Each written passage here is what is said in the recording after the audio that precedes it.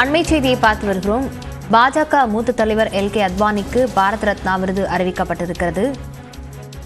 பாஜகவின் மூத்த தலைவர் எல்.கே. அத்வானிக்கு பாரத் ரத்னா விருது அறிவிக்கப்பட்டிருக்கிறது. தொடர்பான விவரங்களுடன் செய்தியாளர் சுசித்ரா இணைந்திருக்கிறார். சுசித்ரா, அறிவிப்பில் என்ன தெரிவிக்கப்பட்டிருக்கிறது? விவரங்கள்.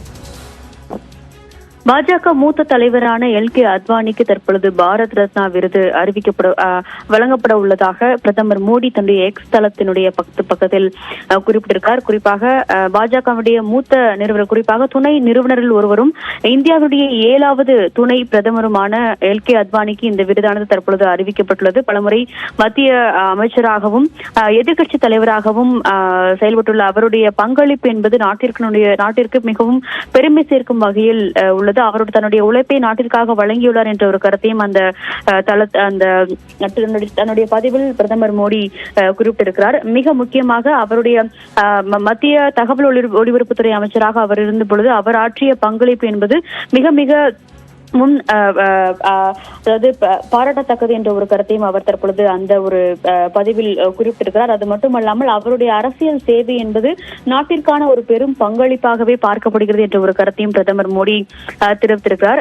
பல தசாப்தங்களாக அவருடைய பொது சேவையில் ஈடுபட்ட பணி என்பது சிறந்த ஒரு வெளிப்படைத்தன்மையோடும் அவர் செயல்பட்டு வந்துள்ளார். அதற்கான ஒரு சிறந்த சான்றாகத்தான் இந்த ஒரு பாரத் ரத்னா விருது என்பது அவருக்கு வழங்கப்படுகிறது. அவரிடம் கற்க வேண்டிய விஷயங்கள் மிகவும் அதிகமாக உள்ளது என்ற ஒரு கருத்தையும் அவர் முன்வைத்திருக்கிறார். அது மட்டுமல்லாமல் இந்தியாவினுடைய கலாச்சார பாதுகாப்பிற்கும் ஒற்றுமைக்கும் மிக முக்கியமான பங்காற்றியதில் மிக முக்கியமான பங்கு எல்.கே. அத்வானிக்கு இருக்கிறது. அதன் அடிப்படையில் இந்த ஒரு பாரத் ரத்னா அவருக்கு வழங்கப்படுவது மிகவும் ஒரு உணர்ச்சி பூர்வமான தருணம் என்ற ஒரு கருத்தையும் தற்பொழுது பிரதமர் மோடி தன்னுடைய அந்த பதிவில் குறிப்பிட்டிருக்கிறார்.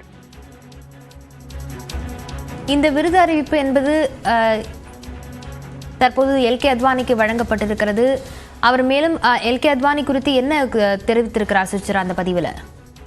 மிக முக்கியமாக, அதாவது ஏற்கனவே இந்த முதல் பாரத் ரத்னா, இந்த ஆண்டினுடைய அந்த முதல் பாரத் ரத்னா என்பது முன்னாள் முதல்வர் கர்பூரி தாக்கூருக்கு ஏற்கனவே அறிவிக்கப்பட்டது. அந்த நிலையில் தற்போது 2வதாக மூத்த தலைவர் எல்.கே. அத்வானிக்கும் அந்த ஒரு பாரத் ரத்னா விருது அதிகாரப்பூர்வமாக மத்திய அரசால் அறிவிக்கப்பட்டுள்ளது. பல்வேறு அரசியல் சூழல்களின் பொழுது அவர் முக்கிய பொறுப்புகள் பங்காற்றியது மிக முக்கியமாக பார்க்கப்படுகிறது. கடந்த 2002 முதல் 2004ஆம் ஆண்டு காலகட்டத்தில் இந்தியாவுடைய 7வது துணை பிரதமராக அவர் இருந்ததும் மிக மிக முக்கியமாக பார்க்கப்படுகிறது. பாரதிய ஜனதா கட்சியினுடைய கட்சியானது தொடங்கப்பட்ட பொழுது துணை நிறுவனர் ஒரு கோ-ஃபவுண்டராக அவர் இருந்து செயல்பட்டதும் மிக முக்கியமாக பார்க்கப்படுகிறது. அவர் மட்டுமல்லாமல் கடந்த 1998 முதல் 2004 காலகட்டத்தில் மத்திய உள்துறை அமைச்சராகவும் அவர் இருந்தது குறிப்பிடத்தக்கது. மிக நீண்ட காலமாக எதிர்க்கட்சி தலைவராக இருந்தவர்கள் ஒருவர் என்றுதான் கூற வேண்டும்.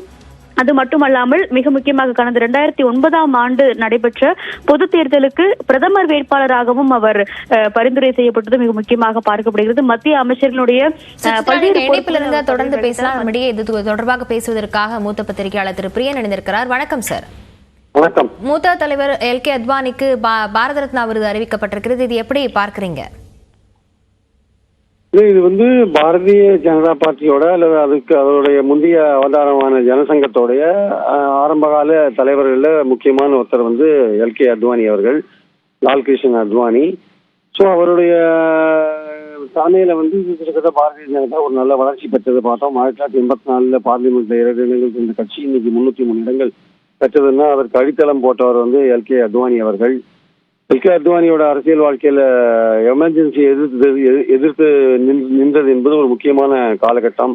ஸோ எமர்ஜென்சியில அவர் ஜெயிலுக்கு 19 மாதங்கள் சிறையில் இருந்தார். ஸோ எமர்ஜென்சிக்கு அந்த இருண்ட காலத்துல போராடிய ஒரு விஷயம் அவருடைய வாழ்க்கையில் ஒரு முக்கியமான கட்டமா நான் பார்க்கிறேன். அதுக்கப்புறம் பல சர்ச்சைக்குரிய விஷயங்கள் அவருடைய வாழ்க்கையில் நடந்திருக்கு. 1990 அவர் மேற்கொண்ட யாத்திரைகள், மண்டல் கமிஷன் அமுல்படுத்தி தொடர்ந்து அவர் மேற்கொண்ட ரத யாத்திரை, பல சர்ச்சைகளை உருவாக்கிய ரத யாத்திரை, அதனால் வி.பி. சிங் ஆட்சி கவிழ்ந்த காலம். அதுக்கப்புறம் ஒரு 2014க்கு அப்புறம் மோடியை பிரதமராக நிறுத்தி ப்ரொபோஸ் பண்ண பிறகு அவருடைய அரசியல் கிட்டத்தட்ட ஓய்வு பெற்ற ஒரு அரசியல். பாரதிய ஜனதாவில் 75 வயசான அதுக்கப்புறம் பதவிகளில் இருக்கக்கூடாது என்ற ஒரு விதி இருப்பதால் அத்வானி அவர்கள் ஓய்வு எடுக்க வேண்டிய கட்டாயத்துக்கு ஆளாக்கப்பட்டார். பாரதிய ரத்னா கொடுப்பதற்கு அவருடைய அந்த இந்துத்துவா அந்த அஜெண்டா படி செயல்பட்டதுல ஒரு முக்கியமான தலைவராக அவர் இருக்கிறார். தேசப்பற்று மிக்கவர் என்பதில் எந்த விதமான சந்தேகமும் இல்லை. அவருக்கு பாரத ரத்னா கொடுப்பது வந்து பாரதிய ஜனதா கட்சி ஆட்சியில் இருக்கும் போது இந்த சமயத்தில் அது ஒரு பொருத்தமான ஒன்று என்பது என்னுடைய கருத்து. திரு பிரியன், அதே போல பிரதமர் நரேந்திர மோடி எல்கே அத்வானியை ராமர் கோயில் திறப்பும் போதெல்லாம் புறக்கணித்திருக்கிறார் அப்படிங்கிற விமர்சனங்கள் எழுந்த நிலையில இந்த பாரத ரத்னா விருதானது அறிவிக்கப்பட்டிருக்கிறது. எப்படி புரிஞ்சுக்க வேண்டி இருக்கிறது? இல்ல, புறக்கணிப்பு என்று சொல்வதை விட வந்து அவருக்கு வயசு, அத்வானி அவர்களுக்கு வயதாகி விட்டது என்பது அடிப்படையான விஷயம். அதனால வந்து வயசான காலத்தை இப்ப முரளி மனோகர் ஜோஷி கூட இருக்காரு, அவரை கூட நீங்கள் புறக்கணித்து விட்டார்கள் என்று சொல்லலாம். ஒரு கட்டத்துல வந்து பாரதிய ஜனதால வந்து முக்கியமான விஷயம் என்னவென்றால் 75 வயதான பிறகு அவர்கள் வந்து ஆக்டிவான பாலிடிக்ஸ்ல இருக்கிறது இல்ல. ஸோ ராமர் கோயிலுக்கு புறக்கணித்தார், முறைப்படி இன்விடேஷன் கொடுக்கப்பட்டது அல்லது அவர் அத்வானி அவர்கள் போகவில்லை என்பது முக்கியமான காரணமாக இருக்கலாம். ஆனால் அதற்காக அவர் புறக்கணிக்கப்பட்டார் போகவில்லை. ஆனால் பாரதிய ஜனதாவில் வந்து ஒரு வயதான குறிப்பிட்ட வயதுக்கு பிறகு எல்லோரும் ஒதுக்கப்படுவார்கள், ஓரங்கட்டப்படுவார்கள் என்பது தெரிந்த விஷயம். அது இன்றைக்கு மோடிக்கும் அப்ளை ஆகும். அவரும் அந்த குறிப்பிட்ட வயதை அடைந்து விட்டால் அவரையும் ஓரங்கட்டி விட்டு அதை பாஜகவை இயக்கும் RSS வந்து வேறொரு தலைவரை வந்து தயார் செய்வார்கள் என்பதுதான் அடிப்படையான விஷயம். வயது மூப்பு அப்படிங்கிற ஒரு காரணம் நீங்க சொல்லியிருக்கிறீங்க. ஆனா அதே நேரத்துல எல்கே அத்வானி தானே ராமர் கோவில் கட்டுவதற்காக ரத யாத்திரெல்லாம் தொடங்கியவர் என்ற அந்த புகழுக்குரியவர் இல்லையா? இல்ல, அந்தந்த காலகட்டத்துல நீங்க அதாவது மற்ற கட்சிக்கும் நீங்க வந்து பாரதிய ஜனதாக்கும் உள்ள முக்கியமான வித்தியாசத்தை நீங்க பார்க்கணும். மற்ற கட்சிகள் எல்லாம் வந்து அந்த தலைவர்கள் முடிவெடுப்பாங்க, இல்ல அந்த செயற்குழு கூடி முடிவெடுக்கும் என்ன மாதிரியான ஒரு பொலிட்டிக்கலா என்ன அடுத்த கட்டத்துக்கு எப்படி கொண்டு போறது, ஒவ்வொரு இஷ்யூலையும் எப்படி டீல் பண்றது அப்படின்ற மாதிரியான விஷயங்களை கட்சி தீர்மானிக்கும். பட் பாஜகவை பொறுத்த மட்டும் கட்சி தீர்மானிக்காது. அதை தீர்மானிப்பது ராஷ்டிரிய சுயம் சேவக் RSS. அவர்கள் தான் அந்த அஜெண்டாவை பிளே பண்ண, அவங்க தான் அஜெண்டா போடுறாங்க.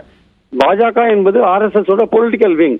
அதிகாரத்துல வந்தா அந்த RSS உடைய அஜெண்டாவை நிறைவேற்றுவதற்கான ஒரு அதிகாரத்துல வருவதற்கான ஒரு பொலிட்டிக்கல் பார்ட்டி. சோ இதுல வந்து அத்வானி அவர்கள் தான் அந்த ரத யாத்திரையை பிளான் பண்ணாருன்னா அவர் பிளான் பண்ணி கூட இருக்கலாம். அதனால மொத்த புகழும் வந்து பாத்தீங்கன்னா RSS அவங்களுடைய அஜெண்டா அப்படிதான் வந்து பாஜக செயல்பட முடியும். அந்த அஜெண்டால இருந்து மீறி அவர்கள் செயல்பட்டால் அது வந்து அந்த RSS ஒப்புக்கொள்ளாது. சோ அதனால வந்து அதுல தனிப்பட்ட எவரும் வந்து கிரெடிட் எடுத்துக்க முடியாது. அதுல வந்து RSS உண்டாக்குற அஜெண்டா, அதற்கேற்றபடி செயல்படுகிற பாஜக தலைவர்கள். இப்படி பார்க்கும்போது தனிப்பட்ட புகழை வந்து மோடி கூட இன்னைக்கு தனிப்பட்ட புகழை எடுத்துக்க முடியாது. அதற்கு பின்னால் வந்து RSS ஓட அஜெண்டால தான் ஒர்க் பண்றாரு அவரு. சோ அதனால மற்ற பார்ட்டி மாதிரி கிடையாது. பாஜக வந்து சித்தாந்த அடிப்படையில வித்தியாசமான பார்ட்டி. 100 வருஷத்துக்கு முன்னாடியே என்ன பிளான் பண்ணணும், என்ன பண்ணணும்ன்றத அவங்க பிளான் பண்ணி வச்சுட்டாங்க. அதற்கேற்றபடி அவங்க ஒர்க் பண்ணிட்டு இருக்காங்க. அதுல அதிகாரத்தை பிடிக்கிறதுக்கு பிஜேபி இருக்கு, அவ்வளவுதான். அதுல RSS அஜெண்டா அப்படி தலைவர் ஒர்க் பண்றாங்க. அதனால தனிப்பட்ட தலைவர்களுக்கு எந்த புகழும் யாரும் அங்கு கொண்டு சேர்க்க முடியாது என்பது என்னுடைய கருத்து. இணைப்பில் வந்து கருத்துக்களை பகிர்ந்து கொண்டவைக்கு நன்றி திரு பிரியன்.